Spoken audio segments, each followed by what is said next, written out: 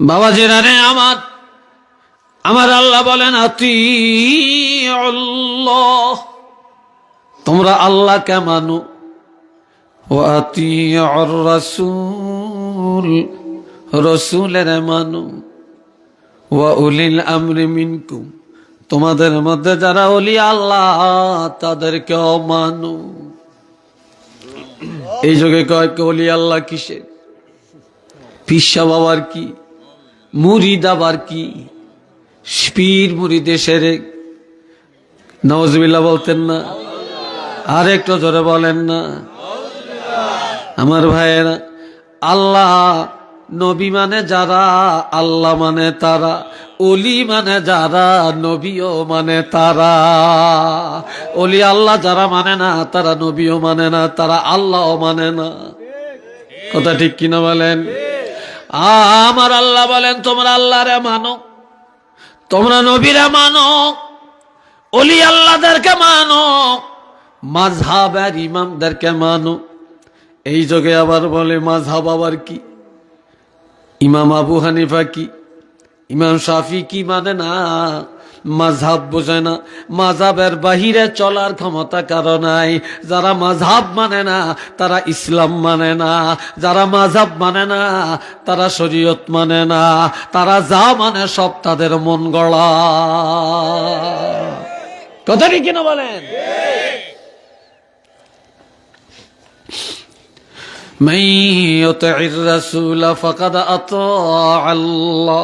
যারা রাসূল মানে তারাই আল্লাহ মানে, রাসূল মানে যারা আল্লাহকে মানে তারা। কন্যা কন্যা, রাসূল মানে যারা আল্লাহ মানে তারা। এই জন্য আমার নবী বলেন ক্বালা রাসূলুল্লাহ সাল্লাল্লাহু আলাইহি ওয়াসাল্লাম কুল্লু উম্মতি ইয়াদখুলুনাল জান্নাহ, আমার উম্মতরা সব জান্নাতে যাবে, ইল্লা মান আবা, তবে আমাকে যারা মানে না, যারা অস্বীকার করছে তারা জান্নাতে যাবে না। ডাইরেক্ট ডাইরেক্ট আমার উম্মতরা সব জান্নাতে যাবে, কিন্তু যারা আমাকে অস্বীকার করে তারা জান্নাতের গ্রাণ পাবে না, পাবে না। সাহাবায়ে কেরামের পক্ষ থেকে প্রশ্ন করা হলো, ইয়া রাসূলুল্লাহ কিলা মান আবা, অস্বীকারী কারা? ক্বালা মান আতাআনি দাখালাল জান্নাহ, নবী বলেন যে আমাকে মানে, যে আমাকে মহব্বত করে, যে আমার আনুগত্য করে সে জান্নাতে যাবে। ওমান আসানি ফাকাদ আবা, আর যারা আমাকে অস্বীকার করেছে তারাই হলো আবার দল, অস্বীকারীর দল, তারা জান্নাতে যাবে না, তাদের ঠিকানা জাহান্নাম। একটু চিল্লিয়ে বলেন না নাউযুবিল্লাহ।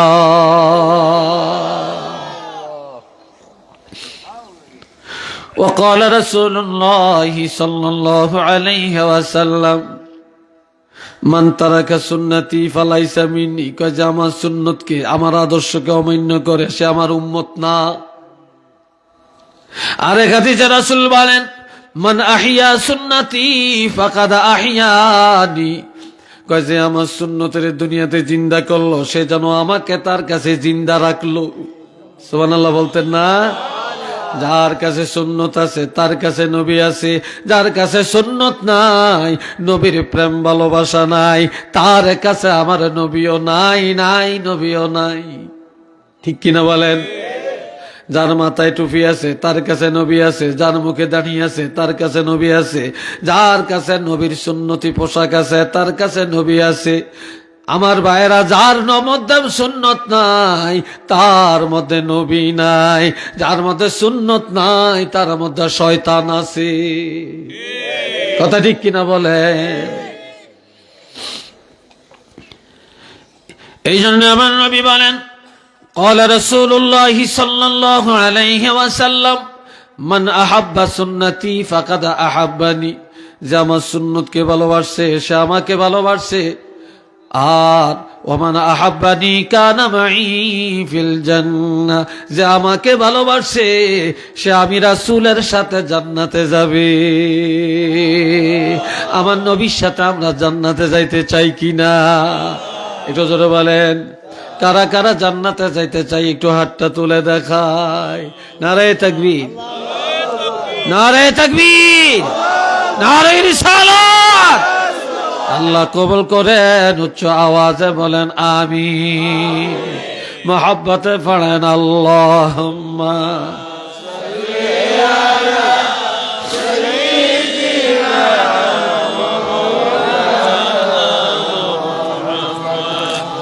ওয়া আলা আলে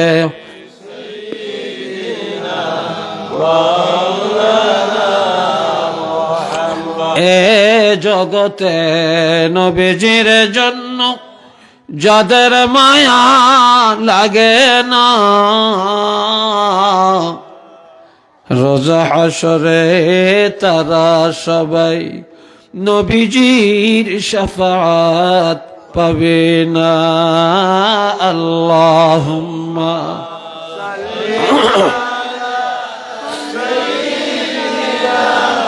মাওলানা মুহাম্মদ ওয়া আলা আলে সাইয়্যিদিনা।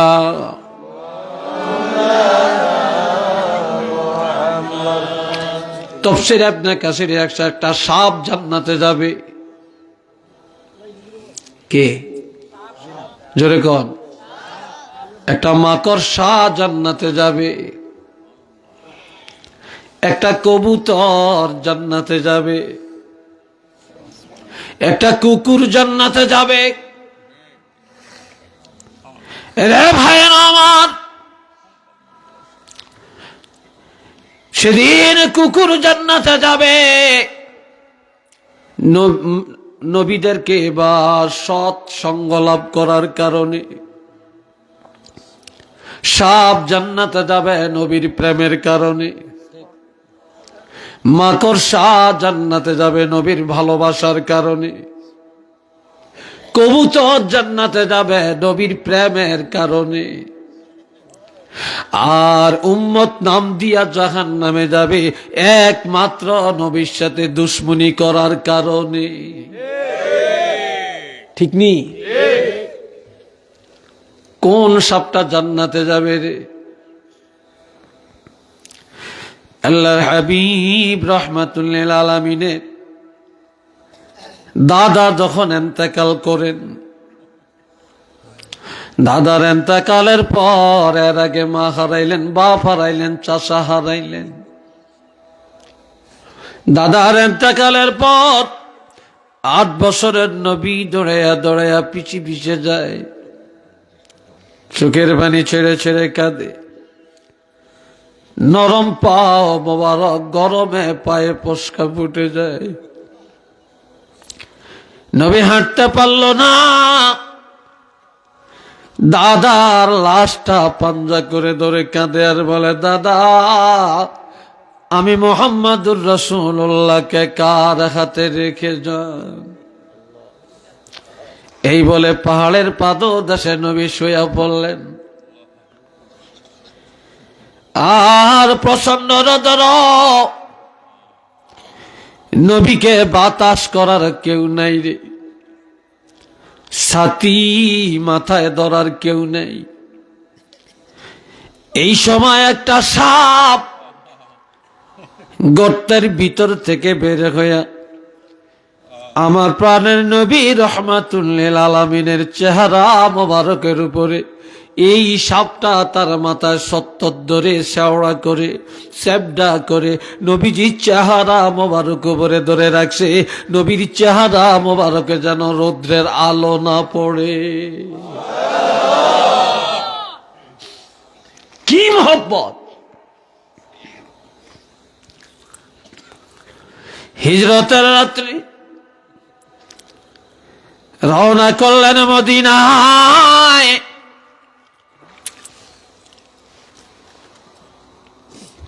গারে সোরের মধ্যে গিয়ে নবী আশ্রয় নিলেন।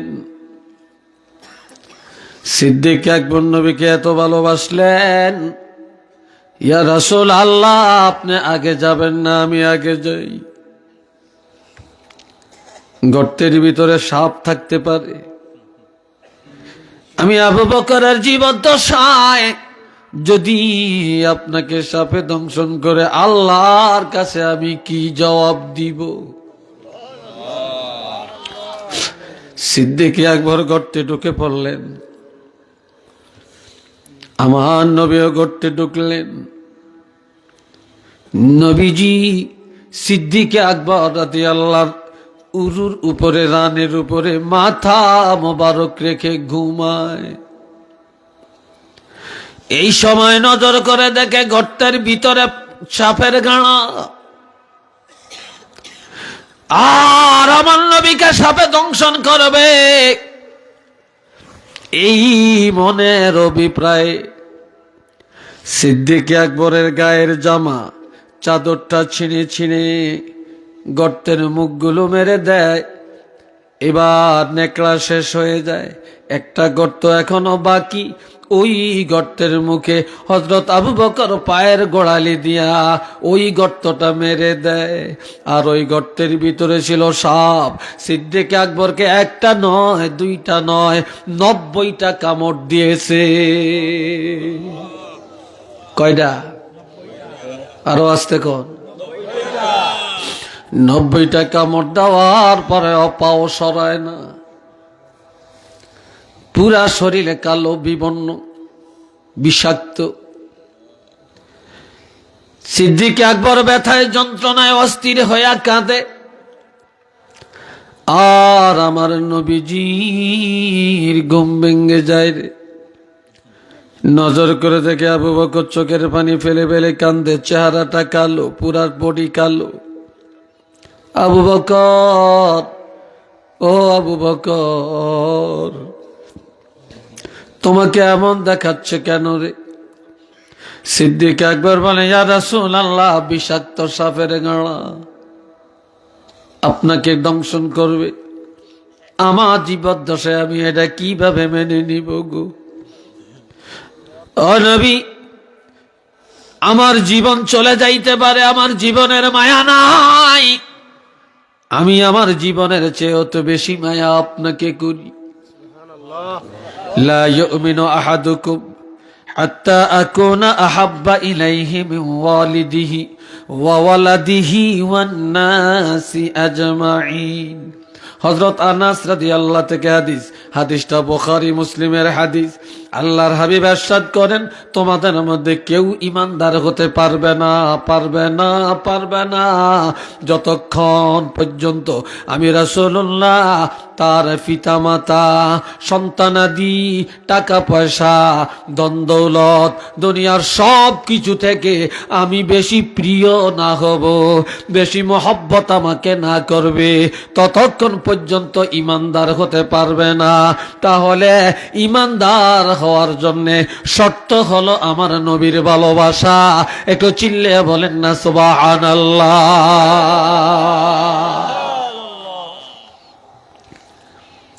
নবী বলে, আবু বকর রে, তোমার কোন পায়ের মধ্যে সাপের দংশন করেছে? পাওটা সরে আনো, পাওটা সরাও। যখন পাওটা সরালো, আমার প্রাণের নবীজি শাহাদাত অঙ্গুলি মুবারকের মাথা দিয়ে নবীজির জিহ্বা মুবারকের মাথা থেকে একটু লালা লাগায়া সাথে সাথে সিদ্দিক আকবরকে পায়ের যেখানে সাপে দংশন করে ওই জায়গার মধ্যে যখন আমার নবীর লালা মোবারক লাগিয়া দেয়, সাথে সাথে সাপের বিষ দূর হইয়া যায়। হযরত আবু বকর সিদ্দিক সুস্থ হইয়া যায়। এই জন্য মাদারিজুন নবুওয়াত কিতাবের মধ্যে আছে, আমার নবীর জীবনের সবকিছু মুআজিজা নবীর নজরে মুআজিজা, নবীর কথার মধ্যে মুআজিজা, নবীর কান মোবারকে মুআজিজা, নবীর ঘাম মোবারকে মুআজিজা, নবীর থুতু মোবারকে মুআজিজা, নবীর লালা মোবারক মুআজিজা, নবীর পশম মোবারকে মুআজিজা, নবীর দাড়ি মোবারক মুআজিজা, নবীর চুল মোবারক মুআজিজা, নবীর হাত মোবারক মুআজিজা, নবীর অঙ্গুলি মোবারকে মুআজিজা, আমার নবীর ঘুম একটা মুআজিজা, নবীর পায়খানা মোবারক, পেশাব মোবারক মুআজিজা, নবীর থুতুর মধ্যে মুআজিজা, নবীর বিবাহ একটা মুআজিজা, নবীর রাজনীতি একটা মুআজিজা, আমার নবীর পুরাটা জিন্দিগি আর পুরাটা বডির মধ্যে হলো মুআজিজা আর মুআজিজা। একটু চিল্লিয়ে বলেন না মারহাবা।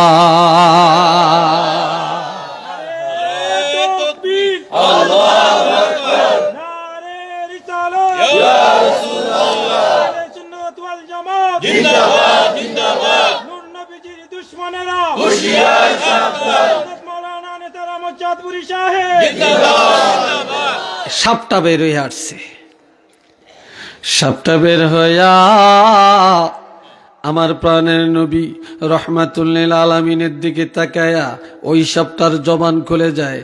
সাপটা বলে আসসালাতু আসসালামু আলাইকা ইয়া রাসূলুল্লাহ। কন্যা কন্যা আসসালাতু আসসালামু আলাইকা ইয়া রাসূলুল্লাহ, আসসালাতু আসসালামু আলাইকা ইয়া হাবিবাল্লাহ, আসসালাতু আসসালামু আলাইকা ইয়া শাফিআল মুযনিবিন, আসসালাতু আসসালামু আলাইকা ইয়া রাহমাতাল লিল আলামিন। সাপ বলে ইয়া রাসূলুল্লাহ, নবী গো আমি মুসা কালিমুল্লাহর জমানার সাপ। আরেকটু জোরে কন্যা, কোন জমানা? আমি মুসা কালিমুল্লাহর জমানার সাপ, ঈসা রূহুল্লাহর জমানার সাপ। আমি তাওরীতে আর ইনজিলে নবীরা পড়েছে যে আখিরি জমানার নবী রহমাতুল লিল আলামিন মক্কা থেকে হিজরত করে মদিনায় যাবে। আর নবী যখন হিজরত করবে তখন আপনি এই পাহাড়ে আশ্রয় নেবেন, এটা তাওরীতে আছে। তখন থেকে আমি এই পাহাড়ের মধ্যে আশ্রয় নিয়েছি। আপনি এখান দিয়ে আসবেন, এখানে আশ্রয় নেবেন, আমি আপনার চেহারা মোবারক তাকাবো, বরকত হাসিল করব। কিন্তু হযরত আবু বকর আমাকে আপনার দর্শনে বাধা দেয়, দেখতে দেয় না। এই জন্য আমি দুশ্মনী করে তাকে দংশন করি না।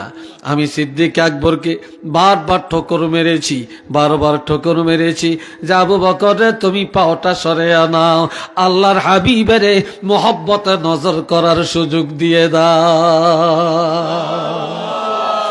ওই সাপটা এই জন্য তাফসীরে ইবনে কাসিরে আসছে, আল্লাহর হাবিবকে ভালোবাসার কারণে এই সাপটা জান্নাতে যাবে।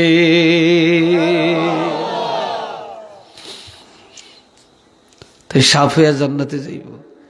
আর আমরা নবীর উম্মত হইয়া যদি জান্নাতে যাইতে না পারি নবীর প্রেম ভালোবাসা দিয়া, তাহলে আমাদের মতো পোড়া কপাল আর আছে? চিল্লিয়ে বলেন আছে? এই জন্য আমার ভাইরা আসেন, আমরা নবীকে ভালোবাসবো। আল্লাহ নবীকে ভালোবাসে, আমরা ভালোবাসবো না কেন? কি বলেন? নবীর সুন্নতের আমল করব, করবনি? আরো জোরে কোন করবেন তো? নবীর সুন্নতের আমল করব, সুন্নত মোতাবেক জীবন গঠন করব। আল্লাহ তৌফিক দেন, সবাই বলেন আমিন। আসেন এবার নবীর প্রেমে মায়া ভরা মন দিয়ে দাঁড়াইয়া সালাম দেই, ইয়া নবী।